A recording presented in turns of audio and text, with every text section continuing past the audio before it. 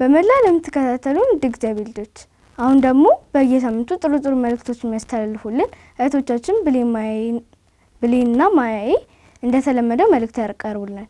የዛሬውን ደግሞ ለየት የሚያደርገው ስለ አብይ ጾም መልእክት ያቀርቡልናል። እንግዲህ ተከታተለን እንመለስ።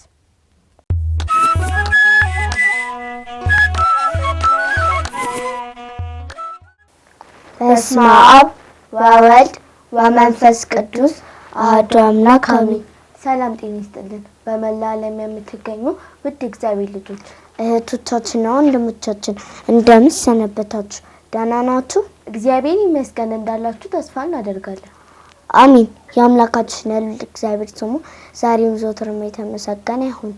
ቢልህቴ አቤት ማያቴ ለልጆች ባለፈው ሳምንት ስለ ጾም ጥቅሞች የጀመርናቸውን መልእክት እንጨርስላችሁና ለዛሬ ስለ አብይ ጾም የተወሰነ ነገር እንገራቸው። እሺ፣ በጾም መንግስተ ሰማያትን መውረስ እንችላለን። በጾም በሀገር ላይ የታዘዘው መቅሰፍት ይርቃል። በጾም ሰይጣን ድል ይሆናል።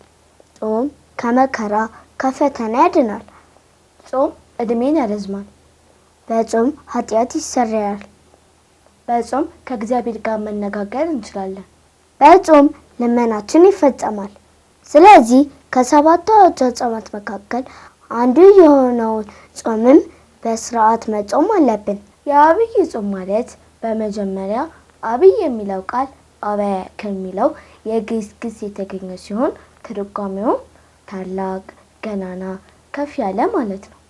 አብይ ጾም አብይ የተባለበት ምክንያቶች አንደኛ አምላካችን መድኃኒታችን ኢየሱስ ክርስቶስ ራሱ የጾመው ስለሆነ ነው።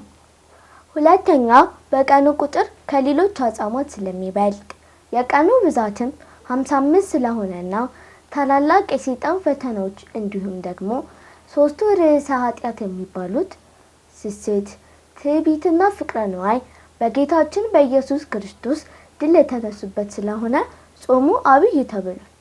አብይ ጾም ከቀኑ ርዝማኔ በተጨማሪ ጾሙ የተለያዩ ስያሜዎች አሉት። ጾመ ሁዳዴ። ሁዳድ ማለት ሰፊ ወይም ትልቅ የእርሻ ቦታ ማለት ነው። ልጆች ይህ ጾም ደግሞ ከቀኑ ብዛት የተነሳ ሰፊ ወይም ትልቅ በመሆኑ የሁዳዴ ጾም ይባላል። የካሳ ጾም ይባላል። እንዲህ የተባለበት ምክንያቱ ደግሞ አዳምና ሔዋን በዲያብሎስ ግዞት እያሉ ክርስቶስ ደሙን በመክፈል ወይም በመካስ ነፃ ስላወጣቸው የካሳ ጾም ተብሏል። የድል ጾም። ይህ ደግሞ ጌታችን አምላካችንና መድኃኒታችን ኢየሱስ ክርስቶስ በዚህ ጾም ሰይጣንን ድል ያደረገበት በመሆኑ የድል ጾም ተብሏል። ጾመ አስተምህሮ።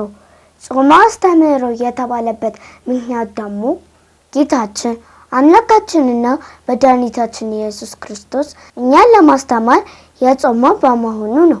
ከዚህ በተጨማሪ ደግሞ የተለያዩ ስያሜዎች አሉት። የመሸጋገሪያ ጾም፣ የሥራ መጀመሪያ ጾም፣ በዓተ ጾም ወይም የጾም መግቢያ መባቻ ማለት ነው። ጌታችን አምላካችንና መድኃኒታችን ኢየሱስ ክርስቶስ 40 ቀንና 40 ሌሊት የጾመው ጾም ስለሆነ ጾመ 40 ይባላል። እንዲሁም ጌታችን ኢየሱስ ክርስቶስ እርሱ ጾሙ ብሎ ስላዘዘን ጾመ ኢየሱስ ይባላል። የመጨረሻው ጾመ ሙሴ ይባላል። አብይ ጾም በያዘው በ55 ቀናት ውስጥ 7 ቅዳሜና 8 እሁዶችን ይዟል። እነዚህ 8 እሁዶች የየራሳቸው ስያሜ አላቸው። ስያሜያቸውንም የሰጣቸው የቤተ ክርስቲያናችን የዜማው ሊቅ የሆነው ቅዱስ ያሬድ ነው።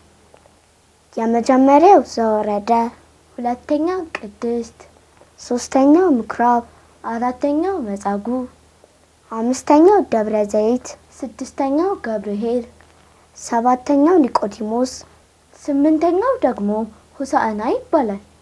እውነት ነው። ለዛሬ በዚህ እናብቃ። በቀጣይ ሳምንት ደግሞ ስለ ቅድስት እናቀርብላችኋለን።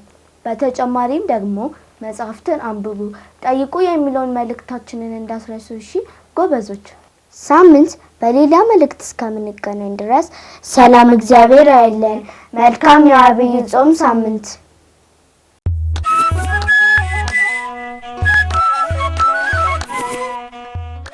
እሺ ልጆች ከዝግጅቱ ተመልሰናል። በዝግጅቱ ብዙ ቁም ነገርና ትምህርት እንዳገኛችሁበት ተስፋ እናደርጋለን። መልእክቱን ላቀረቡልን ለእህቶቻችን ብሌንና ማዬ እግዚአብሔር አምላክ ቃልዎትን ያሰማልን። አሜን።